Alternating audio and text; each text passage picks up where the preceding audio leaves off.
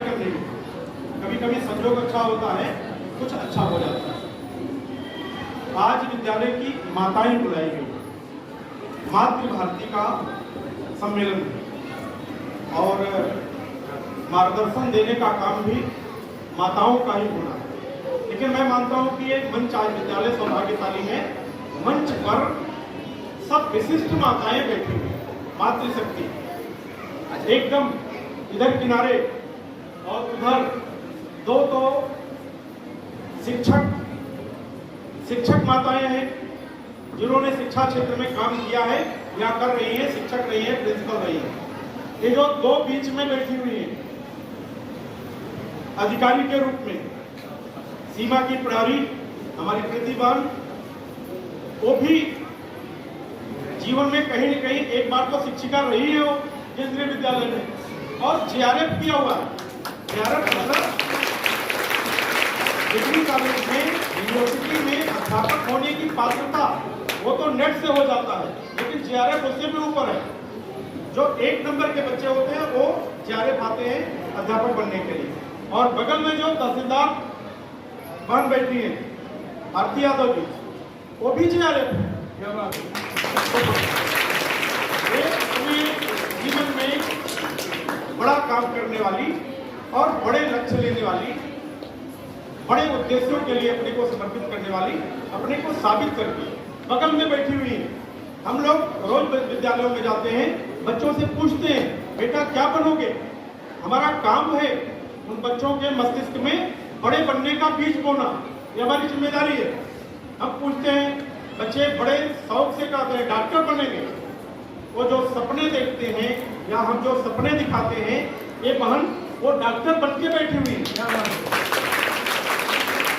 और डॉक्टर बनना एक विषय है, अपने परिवार की परंपरा को आगे बढ़ाना। एक बहुत बड़े डॉक्टर परिवार से आती हैं और परंपरा को आगे बढ़ाना। तो ऐसी सब विशिष्ट बहनें माताएं यहाँ बैठी हुई हैं। मैं तो मुझे प्रणाम करना है, एक दो बात करके मैं जाऊंगा। मुझे जो कहना सचमुच अभी ये बहन कह रही थी, माँ होना एक अनुभूति, माँ होना एक एहसास है, उसके लिए पर्याप्त शब्द दुनिया में नहीं। मैं देख रहा हूं यहाँ 3 पीढ़ी की माताएं बैठी हुई। एक वे जिन्होंने हमारे जैसे प्रबंधक जी जैसे और प्रधानाचार्य जी जैसे इन सब लोगों को तैयार किया, वे माताएं जिनके सर के पल्लू आज भी बालों के 2-4 अंगुल आगे लटके हुए हैं, जिन्हें कितना भी समझाइए माँ दुनिया बदल गई है, अब सिर पर पल्लू रखने की जरूरत नहीं पड़ती है। वो माँ को आप समझा नहीं सकते, वो पल्लू आगे ही रहेगा। एक ऐसी माताएं बैठी हुई हैं, बहुत सौभाग्य है, सुखद है। कुछ माताओं का प्रतीकात्मक रूप में सम्मान हो पाया और कुछ माताएं हैं जिनका देखने में सम्मान नहीं हुआ, लेकिन आज उन सब माताओं के लिए श्रद्धापूर्वक नमन है, क्योंकि उन्होंने दुनिया को अच्छी संसाधित किया। एक दूसरी माताएं बैठी हैं जिनके बच्चे आज विद्यालयों में पढ़ रहे हैं, जो आज की वर्तमान युग की माताएं हैं, जिनके सिर के पल्लू कहीं कहीं बचे हैं, कहीं कहीं गायब हो गए। कोई बात नहीं, वो समय का दुनिया आगे बढ़ती है, तो समय का ये पल्लू कुछ नहीं बताएंगे। अतीत थे, वर्तमान में भी पीछे छूट गए हैं, आगे और बदल रहा है। माताएं, जीन्स वाली माताएं आ रही हैं, आएंगी भी, और उनके मातृत्व में उस जीन्स और टी शर्ट से कोई कमी नहीं आती। दुनिया ध्यान रखे। कई लोगों को लगता है ये पैंट पहने माताएं क्या करेंगी, नहीं, ड्रेस से माताओं के आचरण और उनके समर्पण का निर्धारण मत करिए। माँ माँ है, अपने माँ को पीछे देखिए। और आज की माताओं से जो मुझे कहना, देखिए माताओं ने दुनिया का निर्माण किया, पिता तो बाहर काम करते हैं, पिताओं के पास बच्चों के निर्माण का समय बहुत कम रहता। मैं अपनी बात करूं, हम सब समाज में बच्चों का निर्माण कर रहे हैं, अपने बच्चों के लिए कितना टाइम देते हैं, कम समय दे पा रहे हैं। निर्माण को मां कर रही है। और इसी नाते अभी एक घटना हुई, शायद आपको ध्यान में आया, इंग्लैंड के प्रधानमंत्री लंदन के कैम्ब्रिज विश्वविद्यालय में गए। वहां क्या हो रहा था मालूम है? वहां रामकथा हो रही। कहा? कैम्ब्रिज विश्वविद्यालय के क्रिश्चियन कॉलेज में कथा हो रही थी भारत के एक संत द्वारा, मुरारी बापू द्वारा, और मंच पर खड़े हुए तो कहा जय सिया राम। जय श्री राम नहीं, जय सिया राम, क्योंकि मां पहले, पिताजी बाद में। यही हमारी परंपरा है, माता पिता से ही बात शुरू होती है।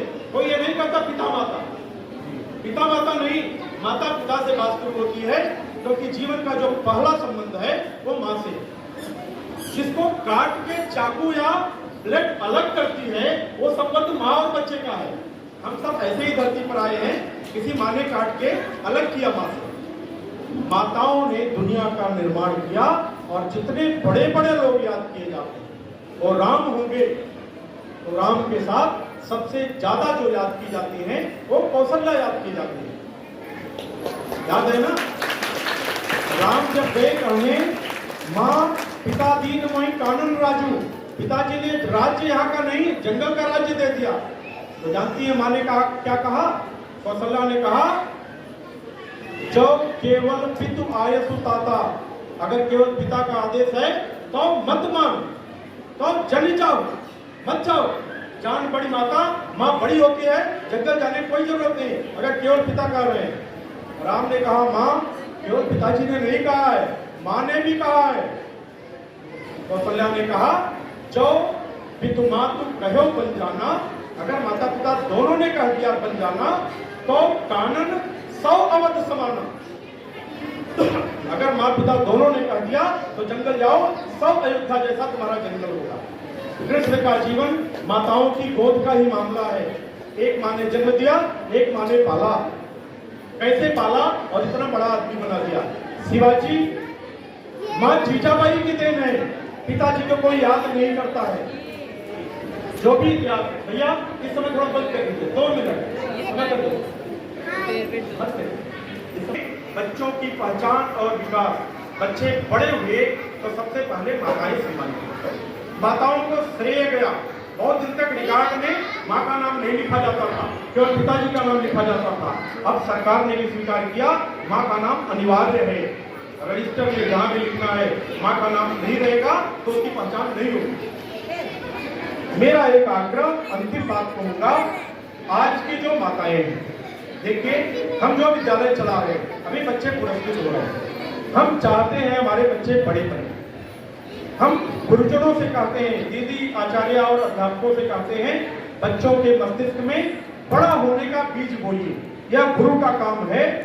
देखिए दाने बरगद के भी उतने ही बड़े होते हैं जितने सरसों के। एक गुरु को समझना चाहिए कि बच्चे के मस्तिष्क में मैं सरसों का बीज रख रहा हूं या बरगद का बीज। अगर हमने बरगद का बीज रखा तो विशाल वटवृक्ष बनकर दुनिया के लिए बहुत बड़ा लाभ देगा, और सरसों रख दिया तो छोटा सा बनकर 3 महीने में खत्म हो जाएगा। एक बड़ा काम गुरुजनों को करना है, लेकिन मातृशक्ति है तो मेरा आग्रह, बड़ा बने, अधिकारी बने, अफसर बने, खूब पैसे कमाए और सम्मान पाए, लेकिन उससे भी ज्यादा जरूरी है अच्छी संतान बने, अच्छी संतान बने। आज बहुत चैलेंज है, बच्चे बड़े हो गए, कमाने लगे, जिनके चेहरे चमकाने के लिए इन माताओं के चेहरे पर झुर्रियां पड़ गई। जब चेहरे चमकने लगे तो चक्कर में पड़ गए, माँ गांव में रहे, मैं अपने बच्चों को लेकर शहर में रहूंगा।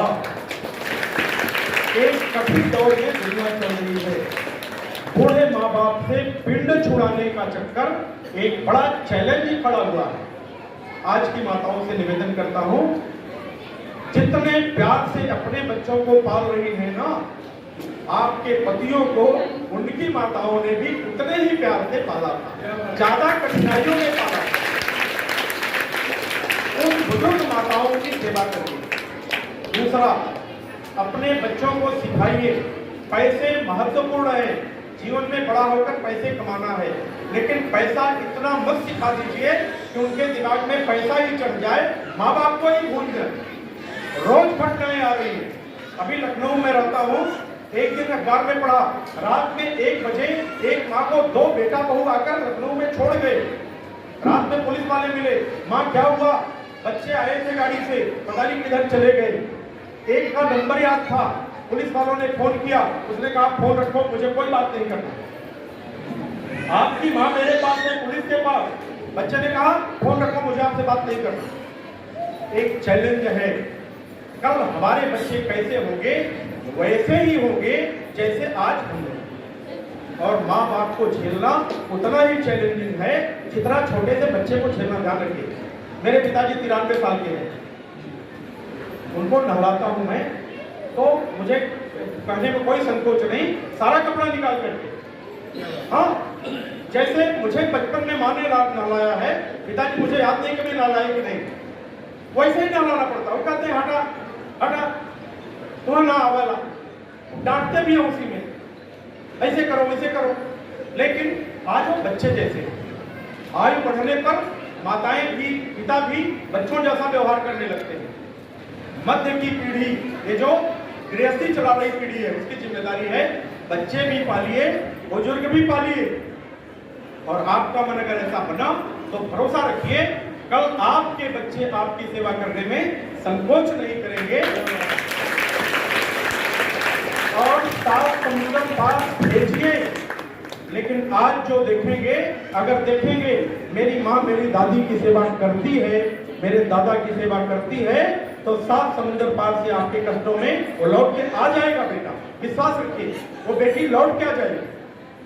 अंतिम बात कहना, यहाँ प्रतीक के रूप में ये जो युवा 3 बेटियां बैठी हैं, आयु ज्यादा होने का लाभ आप लोग लेते हैं। आप लोग बेटी का लेते हैं, आप सब लोग तो साहब हैं, आप सब लोग साहब हैं, लेकिन हम आयु ज्यादा होने के नाते एक प्रतीक रूप में मध्य में 3 बेटियां, ये हमारी प्रतीक है इन बच्चों की।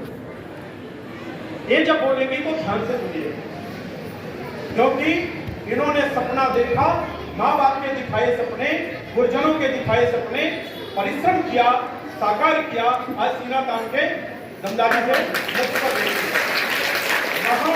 जमीन से और कुर्सियों से होते मंच पर आना एक लंबी यात्रा है। ये जब बताएंगी उनकी बात पहले से सुनिएगा। मुझे प्रधानाचार्य जी ने, संभाग निरीक्षक जी ने आज आप सब लोगों को प्रणाम करने का अवसर दिया। सभी माताओं के चरणों में नमन करता हूँ और प्रार्थना करता हूँ भगवान से, हमारी माताओं को इतनी सामर्थ्य दें, इतना विवेक दें, बच्चों को दंडित करने से बचें, स्नेह के पात्र रहे बच्चे, मार खाने के नहीं।